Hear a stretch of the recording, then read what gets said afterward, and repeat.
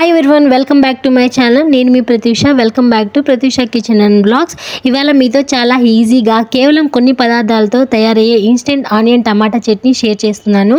ఈ చట్నీకి ఎలాంటి వేపుడు అవసరం లేదు, కాసేపు కూడా వేసి ఉండాల్సిన పని లేదు. ఇప్పుడు ఉదయం టైంలో టైట్గా ఉన్న వాళ్ళకి ఇది రియల్ లైఫ్ సేవర్గా పనిచేస్తుంది. ముందుగా మనము కావాల్సిన పదార్థాలు తీసుకోవాలి. ఆనియన్, టమాటా, ఎండుమిర్చి, జీలకర్ర, వెల్లుల్లిపాయలు తీసుకోవాలి.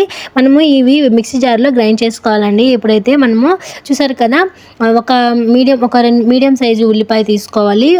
ఒక 2 టమాటాలు, జీలకర్ర 1 టేబుల్ స్పూను, ఎండుమిర్చి మీకు కారానికి తగ్గట్టు వేసుకోండి. ముందుగా అయితే ఎండుమిర్చి వేసుకొని తర్వాత ఉల్లిపాయలు, టమాటాలు, వెల్లుల్లి వేసుకొని ఫైన్గా గ్రైండ్ చేసుకోవాలి. ఇప్పుడు ఈ చట్నీకి న్యాచురల్ మంచి రుచి వస్తుంది. వెల్లుల్లి రెబ్బలు వేసుకుంటే మంచి ఫ్లేవర్ కూడా బాగా పెరుగుతుంది. చట్నీకి స్పెషల్ స్మెల్ రావడానికి 1 స్పూన్ జీలకర్ర కూడా వేసుకొని ఇప్పుడు ఉప్పు కొంచెము, కొద్దిగా నీళ్ళు కూడా అవసరం లేదండి. నీళ్ళు వేయకుండానే టెక్స్చర్ బాగుంటుంది, రుచి కూడా బాగుంటుంది. మిక్సీని ఒక 10-15 సెకండ్స్ ఆన్ చేసి సరిపోతుంది. ఎంత సులభంగా పక్కాగా 2 నిమిషాల్లో రెడీ అయ్యే ఇన్స్టెంట్ చట్నీ ఇది.